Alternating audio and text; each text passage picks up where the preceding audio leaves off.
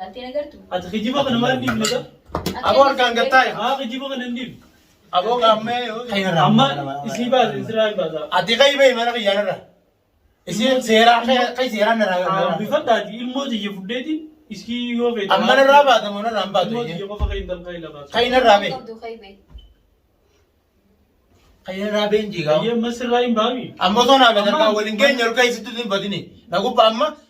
Ati amma dhagee wanni waa hedduu haasawuu takka illee hin jirtu. Na fiddeemi si fiddeemi mucaa kee hirkitee mucaa kee ni jiraami. Ani rooroo isa kana daddabeetiin jira. Egaa halee karaarraa na qabee fi zidduu naman qabdu jee mana keessatti hanqamna tumne.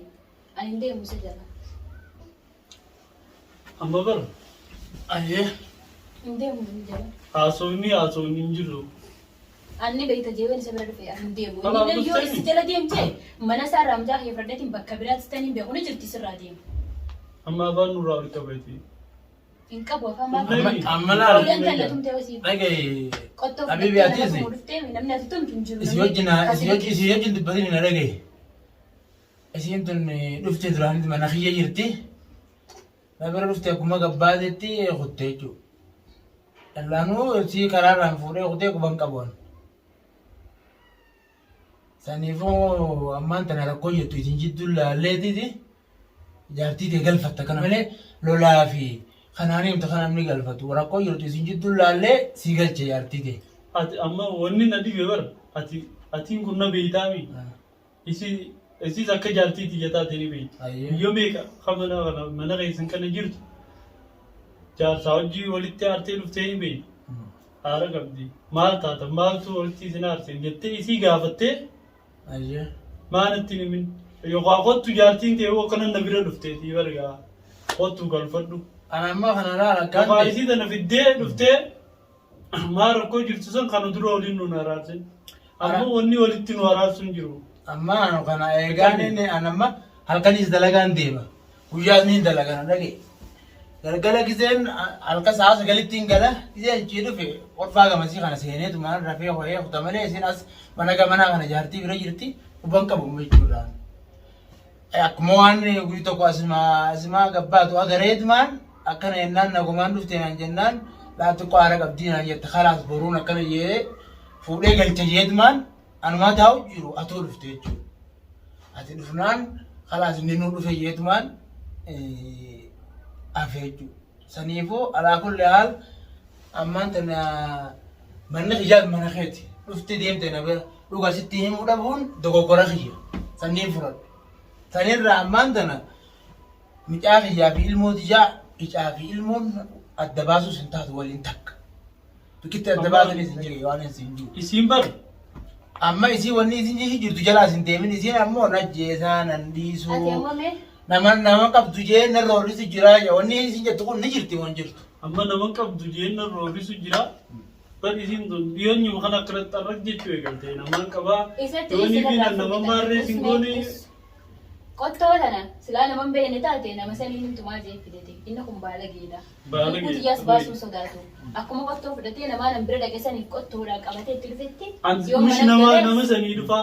Qottoon sun maaliif Siifi nama sanuu. Yoo isin ati dhaabbadhu mee isin dhaabbadhu hajjee fitadhu ati. Amma asoo dheeree san ol nuti.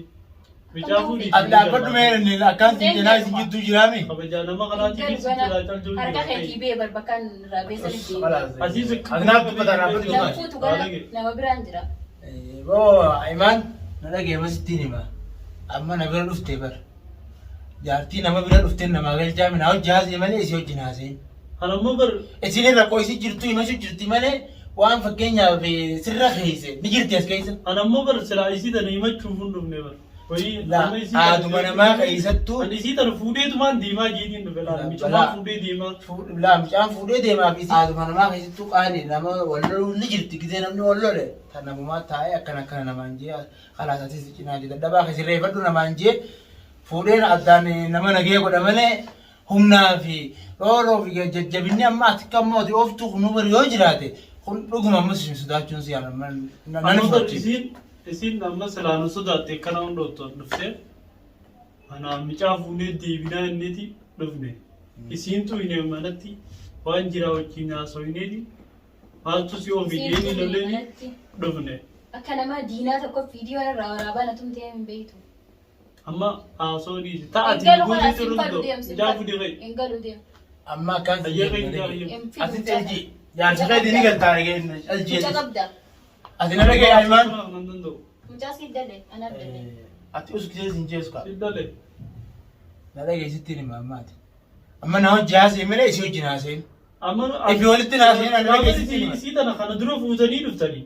Har'aan si hojii naasee. bar fuudhanii dhufuun isiin eega mana kana dhufte guyyaa lama hin dabarre guyyaa ni hin dalagaa halkanii ni hin dalaga guyyaa asirii gisee hin gale kurfaa gamanaa kanatti qofaan kaadde achumaan dalagaa kute kufan qabu as mana kurfaa gamanaa kana jaartii bira jirti jechuusi hin dabarre samma dura inni nu mana biyya kana ni beeka amma kana ni beekta ni dhuftaa hojjeetii Talliima jirtiiti. Nu biratti tokkitee maalirra walitti aartan jettanii silaanee hamtanii. san dhugaanillee jaartiidha maaliif natti ni himini jeen Bakka ati hin beeknes malee anaan beeka. As beekta Kai deessi. bikka bikkan deemu. Haala sama harka keetii beemi. amman na dhageetis waan asiin juusii taati mootiin taatu Awwaana ta'etu naaf taati laakiin mana isaatti hin gahe. dhageeffadhu anaa sirraa dhugaa jirutti himee qabdu maallee warri kanaan jirtu An nama karaarra gabbee karaarra na tumuu hin fadhu kaagana. Atamman na Kaatun kaatun. ganaa sirraa naaf taatu aboona Kaa dhageeffadhu walitti qabnu laarii.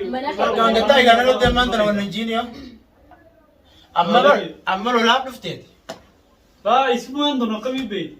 Laa. Yaa munaa inni dhufnemi. Hin fuudhu. miti ati immaa biraan maa kabajittu hin jirtu yoo na kabajuu baatte gaa humnaan jaartiin galfatanii akkatti namni jaartii galfatu galfatta ati yeroo ammoo wal beeynaantu nama wajjin nyaate yoo tana wallaalte akka ati akka beeytu dhuftee galfatta Angas zeetitti qoosuu taa'u jira malee sila akkaan dhufe narra.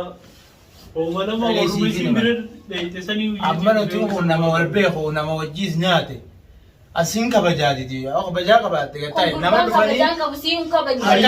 nama dhageeffadhu Kaasi dhiisi. nama dhufanii nama gubban nama tumuun mana nama kabajuma namaatiifu namatti fiiganiiti wannan jaan ayi biloonni kana Haa amma siin kabaju jira biyya. Siin kabajaa biyya. yoo na kabajje waan asiin cufuradhu isin jaartii teeti ni galfatta hin galfatin namni isin jeen jiru garuu ammoo qottoo tana fudhattee gisee kana deemtee waan taatu ashaaqnummaan teetu mushiisiitiiti anuuna Ani amma Kun sila- taala miskiina fakkaata malee lubbuu namaatu baasuu sodaatu. Lubbuu xiyyaa'u sodaadde mana isaatti hin galu hin galu.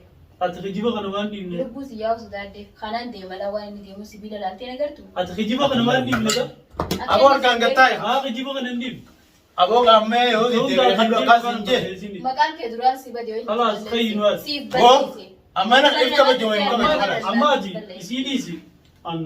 dhaabbatu mee dhaabbatu naasii kana firraa gabbaata gaagette Jechaan Akkaasi jedhe geesse. Qottoon tun siif dhufte atiifuu Akkaasi qubatte malee.